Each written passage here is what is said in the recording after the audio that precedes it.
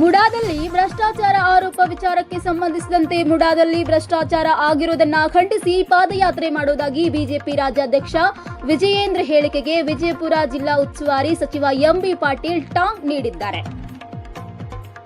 ವಿಜಯಪುರ ನಗರದಲ್ಲಿ ಮಾತನಾಡಿ ವಿಜಯೇಂದ್ರ ಮುಡಾದ ಆರೋಪಕ್ಕೂ ಮೊದಲು ಬಿಜೆಪಿ ಅಧಿಕಾರದಲ್ಲಿದ್ದಾಗ ನಡೆದ ಹಗರಣಗಳ ಬಗ್ಗೆ ಮಾತನಾಡಲಿ, ಕೋವಿಡ್ನಲ್ಲಿ ಆದ ಭ್ರಷ್ಟಾಚಾರದ ತನಿಖೆಯಾಗಲಿ, ಬೋವಿ ನಿಗಮ ಹಾಗೂ ಇತರೆ ಹಗರಣಗಳ ಬಗ್ಗೆ ಮಾತನಾಡಲಿ ಎಂದು ಸವಾಲು ಹಾಕಿದರು. ಇನ್ನು ಕೋವಿಡ್ ಹಗರಣ ಕುರಿತು ವಿಜಯಪುರ ನಗರ ಶಾಸಕ ಯತ್ನಾಳ್ ಆರೋಪ ಮಾಡಿದ್ದಾರೆ. ಯಡಿಯೂರಪ್ಪ ಹಾಗೂ ಅವರ ಪುತ್ರ ಮಾರ್ಚ್ನಲ್ಲಿ 10,000 ಕೋಟಿ ಇಟ್ಟಿದ್ದಾರೆಂದು ವಿಜಯಪುರ ನಗರ ಶಾಸಕ ಬಸನಗೌಡ ಪಾಟೀಲ್ ಯತ್ನಾಳ್ ಆರೋಪಿಸಿದ್ದಾರೆ. ಯತ್ನಾಳ್ ವಿಜಯಪುರದವರು ಸುಳ್ಳು ಹೇಳಲ್ಲ. ಯತ್ನಾಳ್ ಆರೋಪ ಕುರಿತು ವಿಜಯೇಂದ್ರ ಮಾತನಾಡಲಿ, ನಂತರ ಪಾದಯಾತ್ರೆ ಮಾಡಲಿ ಎಂದು ವಾಗ್ದಾಳಿ ನಡೆಸಿದರು.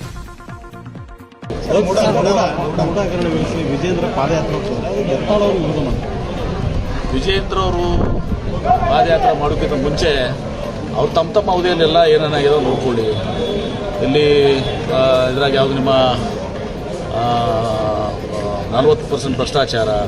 ಈಗ ಕೊರೋನಾದಲ್ಲಿ ಯತ್ನಾಳ್ ಅವರೇ ಹೇಳಿದ್ರು 2,000 ಕೋಟಿ ರೂಪಾಯಿ ಹಗರಣ ಆಗಿದೆ ಅಂತೇಳಿ ಅಲ್ರಿ.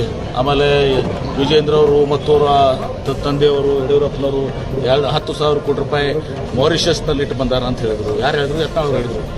ನಮ್ಮ ಜಿಲ್ಲೆಯವರು ಯತ್ನಾಳ್ ಅವರು, ನಮ್ಮ ಬಿಜಾಪುರ ಜಿಲ್ಲೆಯವರು ಯೂಶಲಿ ಸುಳ್ಳು ಹೇಳಂಗಿಲ್ಲ ಅಲ್ರಿ. ಹೀಗಾಗಿ ಸತ್ಯ ಇರ್ಬೋದು ಅಂತ ನನಗನ್ಸುತ್ತೆ. ಅದಕ್ಕೆ ವಿಜೇಂದ್ರ ಮೊದಲಾದ್ರೆಲ್ಲರೂ ಆತ್ಮಾವಲೋಕನ ಮಾಡಿ ಆಮೇಲೆ ಪಾದಯಾತ್ರೆ ಮಾಡಿ. ಸರ್ ಬೇಗಂ ತಲಾಬ್ ನಿಮ್ಮ ಇಲಾಖೆ ನೀವು ಇದ್ದಾಗ ಅದು ಇದು ಮಾಡಿರಿ ಸರ್, ಈಗ ಸಂಪೂರ್ಣ ಮತ್ತೆ ಹಾಳಾಗ್ತದೆ. ಮತ್ತೆ ಅದನ್ನ ನಾವು ಮಾಡ್ತಾ ಇದೀವಲ್ಲ, ನೀವು ಹಾಳು ಮಾಡಿರಿ ಮತ್ತೆ ನಾವು ರಿಪೇರ್ ಮಾಡ್ತೀವಿ. ವೀಕ್ಷಕರೇ, TV20 ಕನ್ನಡ ನ್ಯೂಸ್ ವಾಹಿನಿಯ ಪ್ರತಿದಿನದ ಅಪ್ಡೇಟ್ಗಳಿಗಾಗಿ TV20 Kannada news YouTube channel ಅನ್ನು ಲೈಕ್ ಮಾಡಿ, ಶೇರ್ ಮಾಡಿ ಹಾಗೂ ಸಬ್ಸ್ಕ್ರೈಬ್ ಮಾಡಿ ಮತ್ತು ಪಕ್ಕದಲ್ಲಿರುವ ಬೆಲ್ ಬಟನ್ ತಪ್ಪದೇ ಕ್ಲಿಕ್ ಮಾಡಿ.